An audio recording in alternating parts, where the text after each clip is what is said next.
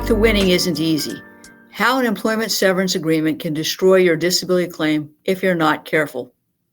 Now, I have talked about this in an earlier segment, but I want to hammer some more points.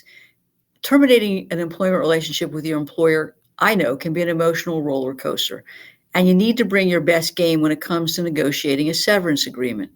One of the most common terms in the severance agreement or release is for you to agree that you are giving up any rights to bring any type of employment benefit claim, including short and long-term disability benefits. You're giving up your rights to group health benefits and pension benefits. What happens is if you sign that kind of an agreement and then you turn around after your employment's been terminated and you spent the money and try to file a claim for short or long-term disability benefits, the judge is most likely going to say, too bad, so sad, and dismiss your claim. But there are two other consequences I think that you need to be considering in negotiating a severance package that you may not understand, and certainly your employer who's dangling that severance agreement in front of you is not telling you about. So what are the two unintended consequences? Well, the first is money. And they're dangling this money in front of you, and yet you haven't compared the value of your long-term disability benefits versus the amount of the severance pay. And in my view, at the end of the day, it's all about money, right?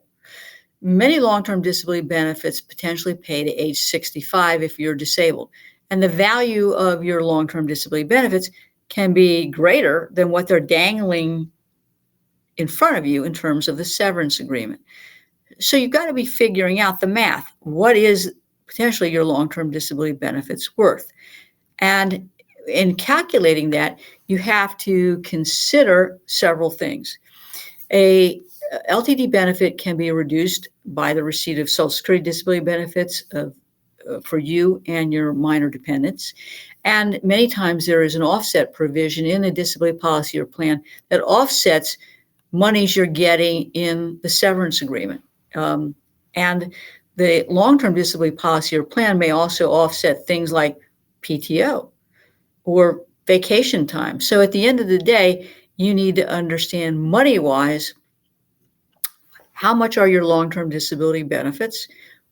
Subtract from that any deductions such as Social Security, subtract any offsets for the payment of the severance agreement, and then you have a net of your long-term disability benefits. What is that number compared to the amount of the severance agreement? Now, something else that people don't consider is the taxability of both the LTD benefits and the taxability of a severance agreement. If you sign a severance agreement that gives up your long-term disability benefits, of course, you've lost your long-term disability benefits. But in your particular case, those LTD benefits may in fact be taxable. So if you calculate, here's my gross LTD benefits, here's the offset for Social Security benefits, here's the net, and here's what's taxable. So here's my net. That's one calculation. The second calculation is to say, okay, here's my long-term disability benefits. I'm going to offset the Social Security benefits. I'm going to offset the severance agreement because it's offsettable. And here are the taxes. So what's my net over here on the long-term disability?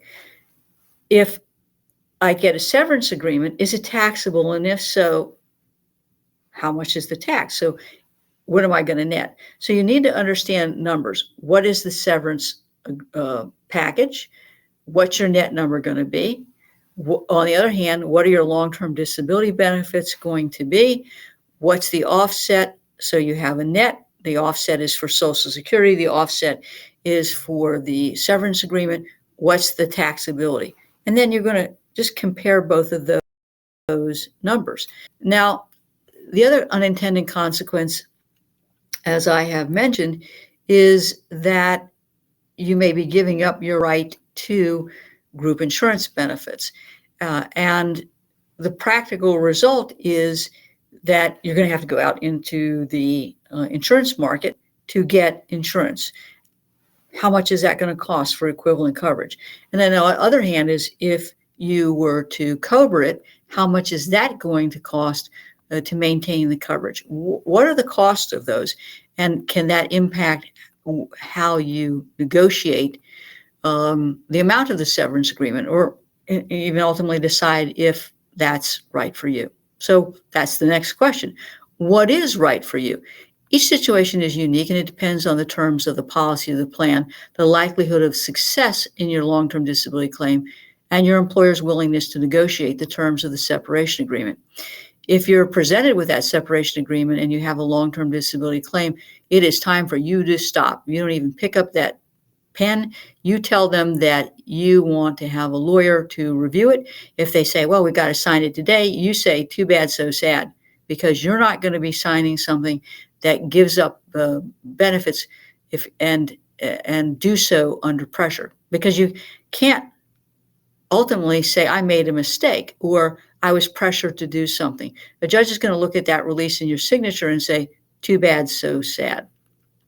So you need advice, potentially from an ERISA disability attorney, potentially from an employment attorney. You need to be consulting with a group health insurance agent, so you get some numbers and understand, bottom line, what's in this for you.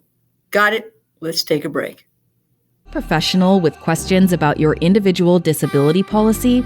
You need the Disability Insurance Claim Survival Guide for Professionals. This book gives you a comprehensive understanding of your disability policy, with tips and to-dos that will assist you in submitting a winning disability application. This is one you don't want to miss. For the next 24 hours, we're giving away free copies of the Disability Insurance Claim Survival Guide for Professionals. Order yours today at disabilityclaimsforprofessionals.com.